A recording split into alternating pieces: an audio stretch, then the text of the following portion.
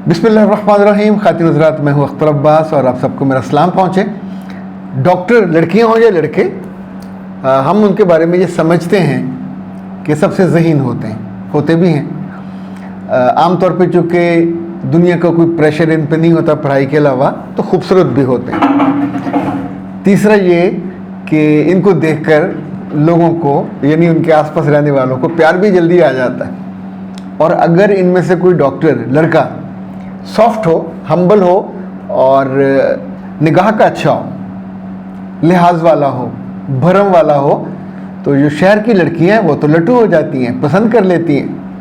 और ये मेरे पास जो डॉक्टर आलिया साहिबा ने केस भेजा है, दिलचस्प केस है। इसमें 2-3 चीज़ें उन्होंने मुझे बाकायदा याद दिलाई हैं कि जब इनकी प्री मैरिज हुई तो मैंने इनसे कहा कि बेटा, अपने फ़ैसला आपने अब कर लिया है, लेकिन इसकी भारी कीमत आपको पे करनी पड़ेगी।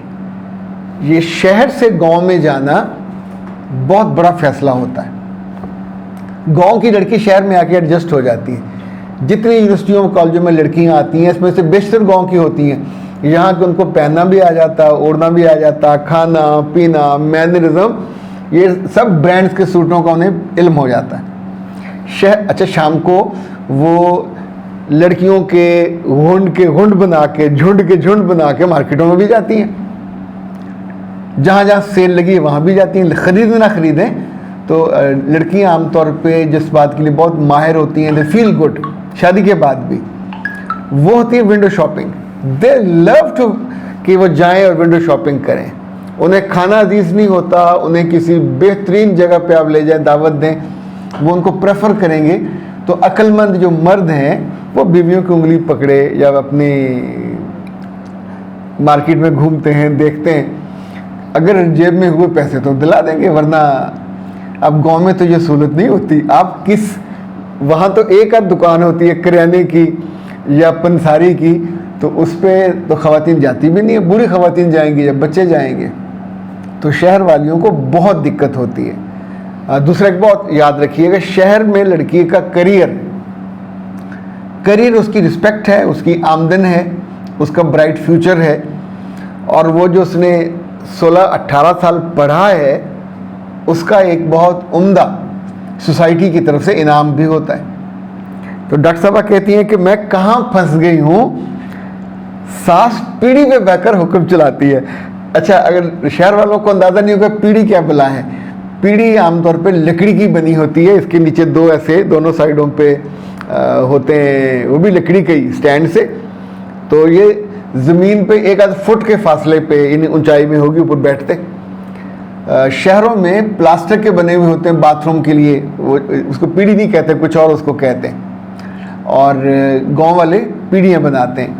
वो कहती है कि मेरी सास पीढ़ी पे बैठ के हुक्म चलाती है, मेरी किस्मत ख़राब है, किचन में ना कोई सिंक है ना कोई स्टूल है।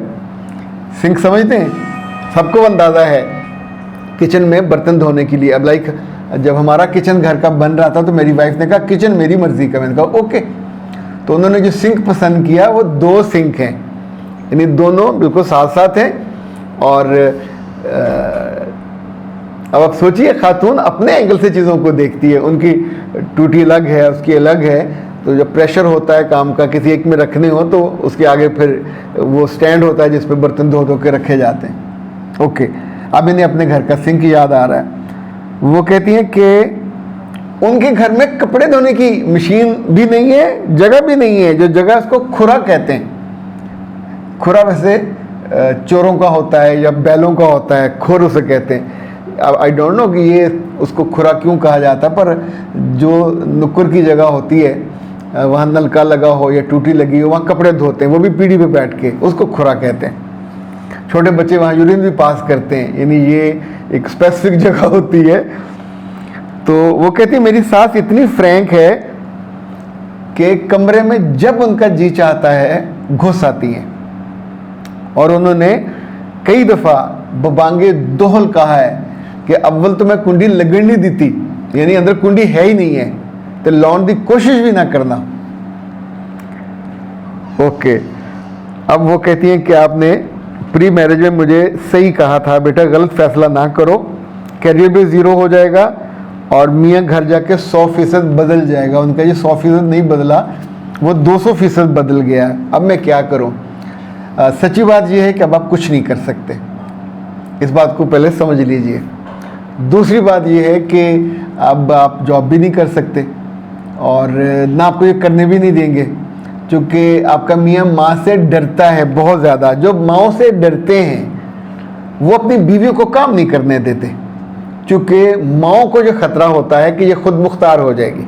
जो उसकी डिपेंडेंसी है वो उसको डरा के रखती है, मातहत रखती है, और चूँकि आसपास लाइफ का एक्सपोजर नहीं होता तो दबी रहती है। लेकिन इतना याद रखिएगा, जिसके अंदर पोटेंशियल होता है वो पक्की सड़क, पुख्ता सड़क में से भी एक पौधा